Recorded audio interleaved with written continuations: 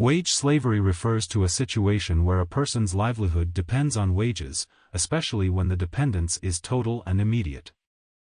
I had a conversation with someone who said he was living hand to mouth and that he was somewhat worried with how things were developing in the world now. Although Asia is where we find economic growth these days, and it explains why people are flocking here as they look for better opportunities, if a global recession should transpire, Singapore is unlikely to be spared. In fact, we are likely to suffer more than others due to our very open economy, which is highly dependent on external demand. Many are likely to lose their jobs in such a situation. So, my friend was right to be fearful if he was indeed living hand to mouth. If he should become unemployed, he would be in deep trouble. For people like him, we cannot even start talking to them about investing in the stock market for passive income. Using some common sense, what would I do if I were him? He must first get his finances in order. 1. Look at his expenses. Identify what are the needs, and what are not. Remove those which are not needs, mercilessly. For example, I know someone who sold his car recently because the very buoyant certificate of entitlement prices now means that he could sell his car at a higher price than 2 years ago. Minimizing losses. He now saves $800 a month in monthly repayment and is taking public transport for now. The car was not a necessity. 2. Save money. Make sure he saves enough money to cover at least a year's worth of expenses. This will be his emergency funds. In case he should be retrenched in the next recession, he would have ample time to look for a job.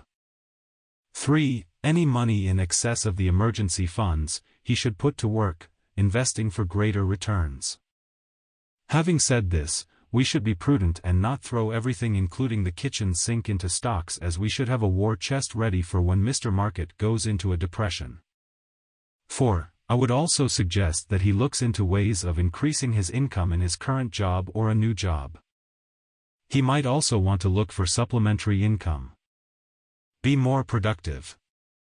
No one owes us a living.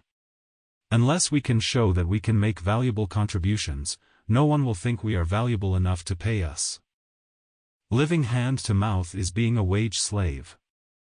Wage slaves are pitiful, but someone who is living like a wage slave when he does not have to is not pitiful. A fellow blogger says, I would think saving money for about 6 to 12 months of expenses is sufficient as a buffer.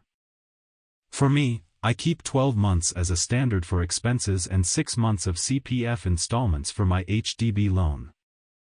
With dividends coming in periodically as passive income, I also have less to worry.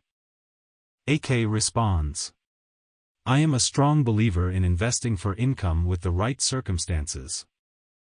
Unfortunately, I believe there are many people out there living hand to mouth either by choice or not. Would you believe me if I were to tell you someone who has $10,000 a month in earned income could be living hand to mouth? In fact, his lifestyle is so lavish that he would borrow money from friends in some months as well. $10,000 is not even enough to pay for the watch on his wrist. Unfortunately, one of my relatives was in the same class. Bought a BMW when he should not have. Things came tumbling down soon after.